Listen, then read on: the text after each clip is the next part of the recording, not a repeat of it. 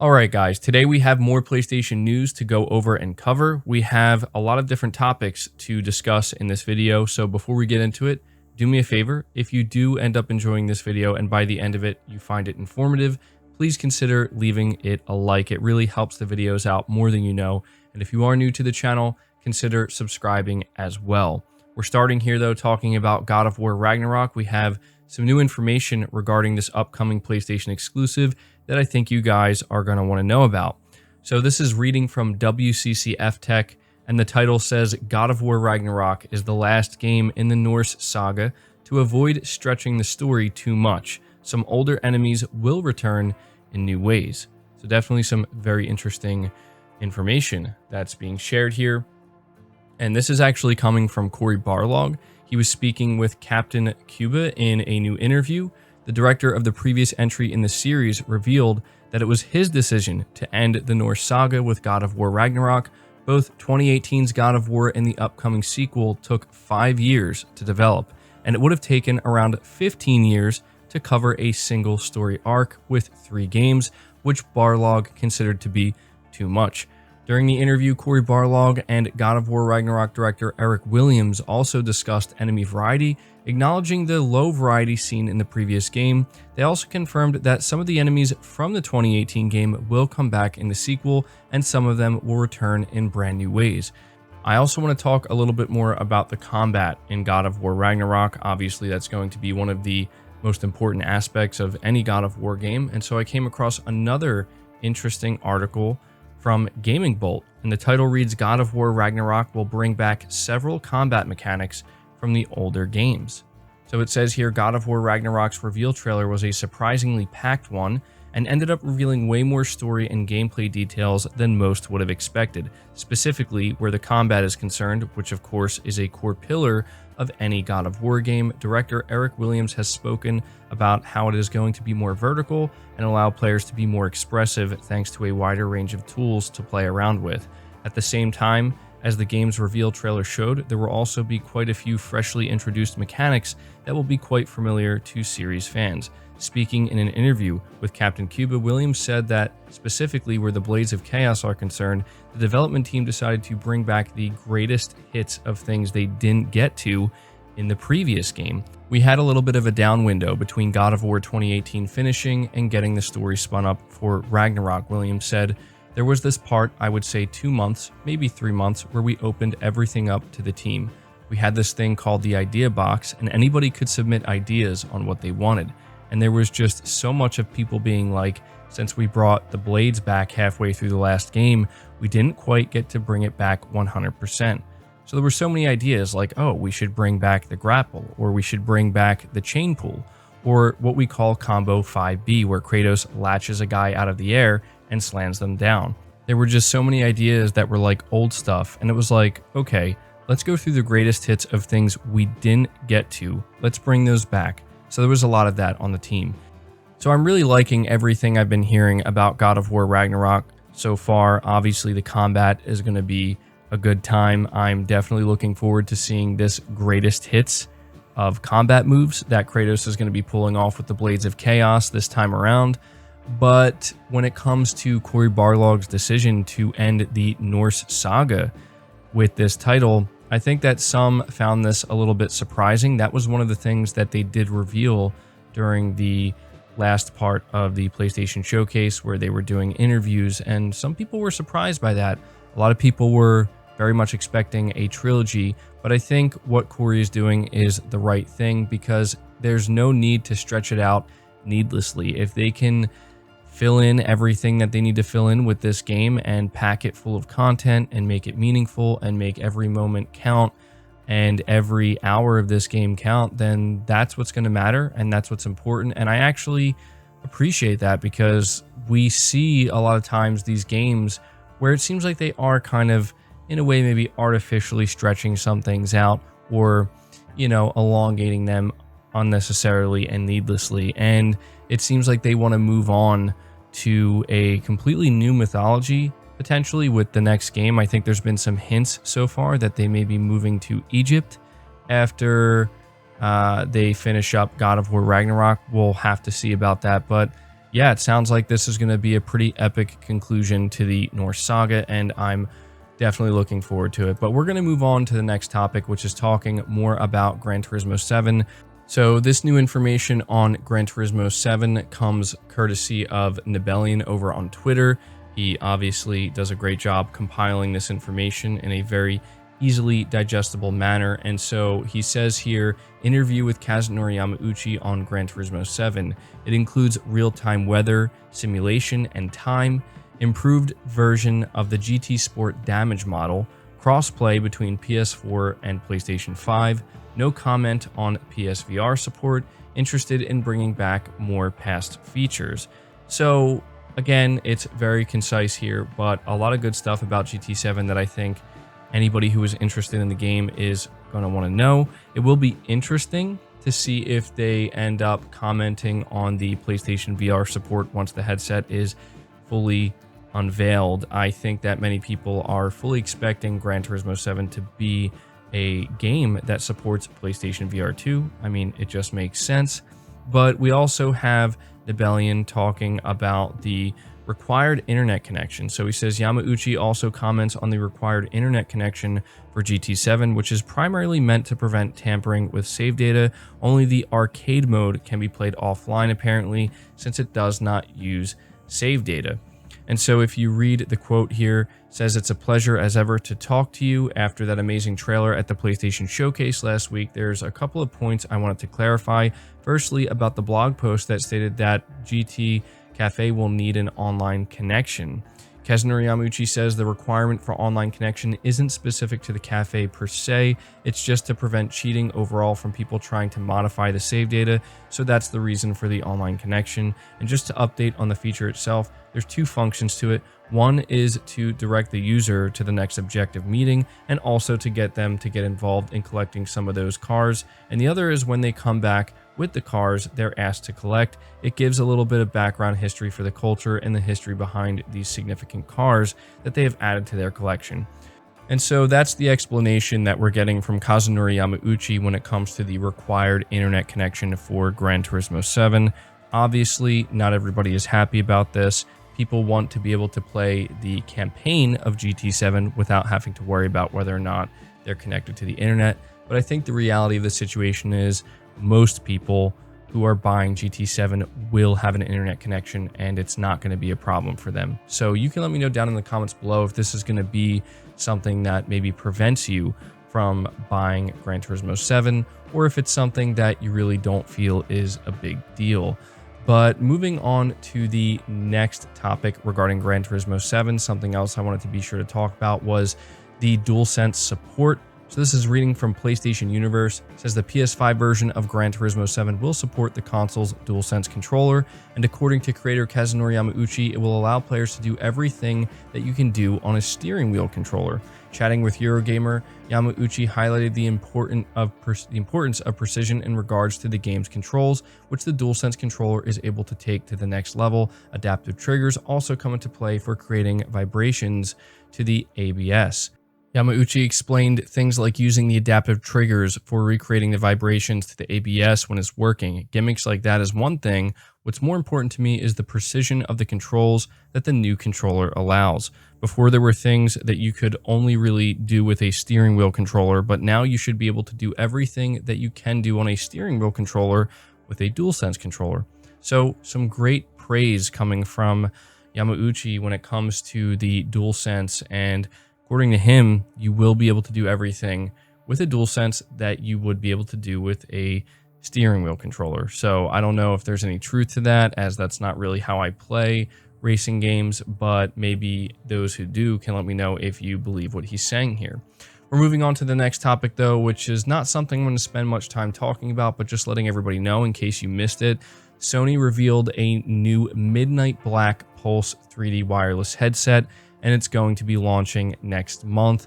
This is something that they just dropped randomly yesterday, and honestly, it's not that surprising. They did the Midnight Black DualSense controller, and so it makes sense that they're going to want to release a Pulse 3D headset that, you know, is in Midnight Black as well.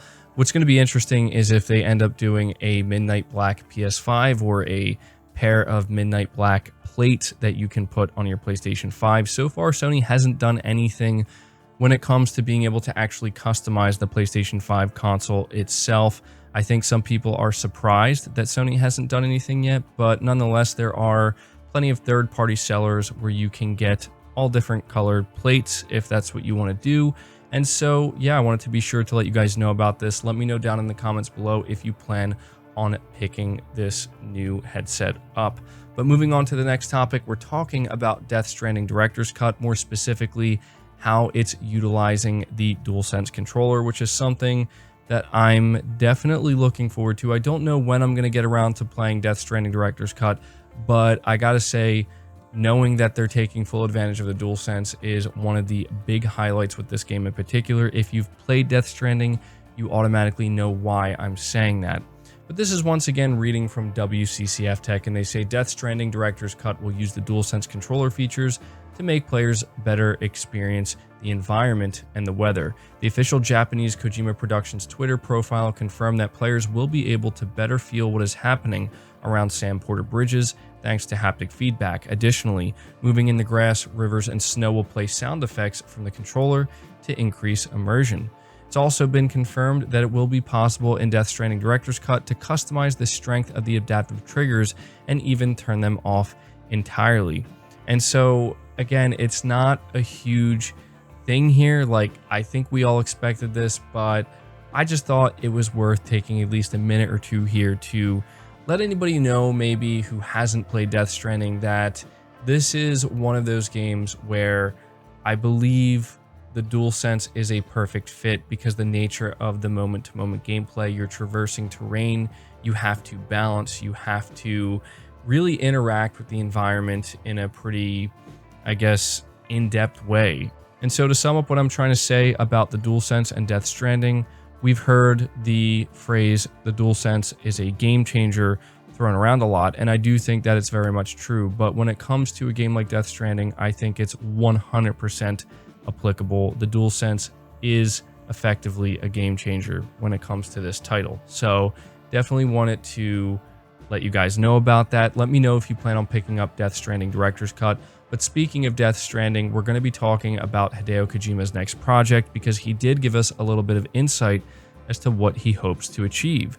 So this is reading from PlayStation Universe, and it says Hideo Kojima can be categorized as a bit of a wild guy in terms of how creative he can be and how he likes to push game design as far as possible, which makes sense considering the next mountain he's looking to climb, that being the challenge of creating a video game that changes in real time based on where you live and how you feel. The news comes from a report from website VGC where Kojima is quoted in an interview with Japanese publication Anan, talking about the future, what's next for him, and how he'd continue evolving his games. And so this is the quote. What I want to do is make games that change in real time. People of all ages and professions are playing the same game, but everyone is playing the same way. Instead, it's something that changes depending on where you live and how you feel about it. The article continues, a bold feat were he to accomplish it, but even if he doesn't, that creativity and ambition is partly what makes Kojima so endlessly intriguing. Later on in the interview, he talked about how he's getting older, saying, although my body is failing me, my creativity is not waning yet. Until my brain loses its creative power, I'll continue to strive to create things. That's my instinct, and that's what I love to do. So, very interesting excerpt from this interview with Hideo Kojima, and it feels like it's been a while since we've talked about Mr. Kojima, and I have to say what's interesting about this quote, and a lot of people seem to have pointed this out as well, is that if you think about it, what he's talking about, being able to kind of change a game in real time based off of where you live and how you feel, a lot of people are saying that that sounds very much like a cloud-powered game, and I have to agree. It sounds like in order to achieve something like that, you would have to involve the cloud to some extent, and we've heard rumors that Hideo Kojima's next game is going to be utilizing the cloud or cloud technology, so I guess we'll have to see. I mean, we have heard from Kojima twice now about his next game. We heard it once at Summer Game Fest, where he talked in a very obscure way or a very ambiguous way about his next game. Nobody could really figure out what he was trying to get at. But I think with this interview, he makes it a little bit more clear.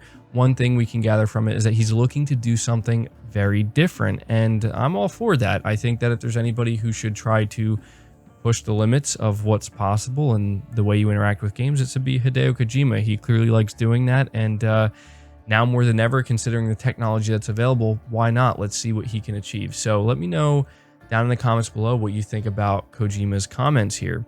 Moving on to the next topic, this was an interesting story that I just had to be sure to share with you guys. The CEO of Project Eve developer ShiftUp bought all of his staff a PS5 following the PlayStation Showcase trailer. So if you're not aware, Project Eve is one of the exclusive PS5 games that was revealed at the PlayStation Showcase. In fact, a lot of you seem to be very up on it.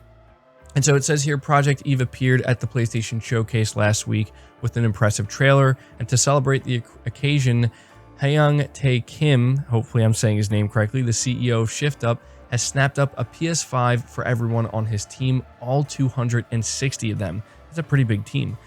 That's not an exaggeration, and we're not pulling your leg. Kim really did buy all of his staff a PS5 console. And so there were a lot of stories being written up about this, and it was making the rounds, understandably so, because this is a really cool thing, honestly. The idea that the CEO of this company who's making a PlayStation 5 exclusive, I believe it's an exclusive game. If I'm wrong about that, you can let me know, but I'm pretty sure it's an exclusive. I think it's a timed exclusive. It says here that it will come to all other platforms, but still, you know, he was so proud of his team and the showcase went so well for them. There was so much positivity surrounding the game that he's like, you know what?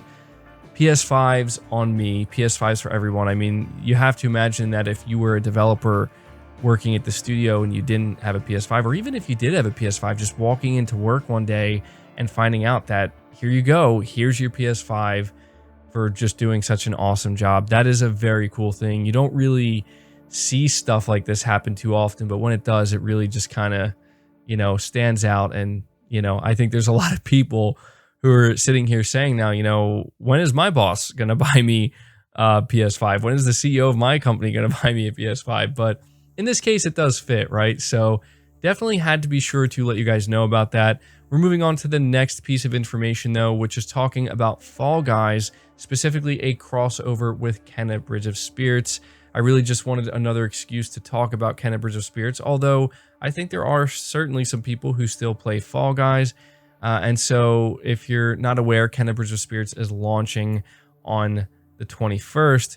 So Mediatonic has announced yet another crossover for Fall Guys Ultimate Knockout, and this time it's for Kenna Bridge of Spirits. Costumes based on Kenna and the Rot will be available starting September 21st. So they tweeted out, very excited to announce that Kenna and Rot will be spiriting their way into Fall Guys, and it's dropping on Tuesday, September 21st. And they're showing images here, and it looks like it fits perfectly. So yeah, if you're somebody who's still playing Fall Guys, or maybe if you played it at launch and you kind of, you know, fell off and maybe looking for a reason to go back, if you're a fan of Kenna Bridge of Spirits, there you go, another crossover. We're continuing to see more of these studios that are associating with PlayStation continue to do crossovers like this, as well as Sony's first party. But we're moving on to the next topic here, which is to let you know that the servers for Little Big Planet have been permanently shut down on PS3 and Vita following hacks and issues, but that the Little Big Planet 3 PS4 servers are back online. So this was a statement that they put out just letting everybody know, and it says, "Hello, firstly, we would like to apologize for the extended downtime on the Little Big Planet server and want to thank you all for your patience while we worked out the issue. The good news is that we just launched Game Update 1.27 and brought the Little Big Planet server and all 10 million plus community levels back online for PlayStation 4 users. Unfortunately, we need to permanently shut down our online servers for Little Big Planet 2, and Little Big Planet 3, and Little Big Planet PS Vita. We have no doubt that this news comes as a big disappointment to a lot of you, but ultimately, this is the best way to protect the Little Big Planet community and to help ensure that our online environment remains safe." So, yeah, you know, it's unfortunate that it has to go down this way, but I don't think that anybody's going to feel shocked, right? I don't think anybody is going to look at this and be like, oh, wow, I never saw that coming. Who would have thought? I mean, you know, it's nice that they're able to at least keep the PS4 servers on. You would think that that would be an expectation. So I don't know. You can let me know if this is something that's affecting you or not, but thought I would just let everybody know. I want to move on to the next topic, which is to talk about the GTA 5 PS5 trailer and how it is one of the most disliked videos on PlayStation's YouTube trailer.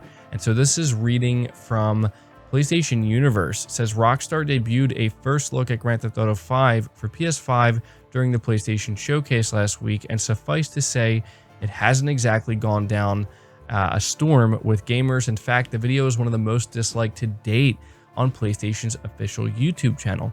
Now, I'm not sure if it's actually managed to break that record and become the most disliked video, but looking at it now, because this article was written up a couple of days ago, it's sitting at 28k likes and 176k dislikes. That is huge, and it has 2.1 million views, so it's definitely not looking good. And from what I can tell, people are just extremely disappointed with the way the game looked. They just feel like it pretty much looks identical to what we've seen with GTA 5 on PS4, and people are just not happy. Even some of the most hardcore Grand Theft Auto fans in the community are speaking out against this and saying this is just not cool. Like, this isn't worth it, you know? So yeah, it's not looking good. You can let me know your thoughts on that.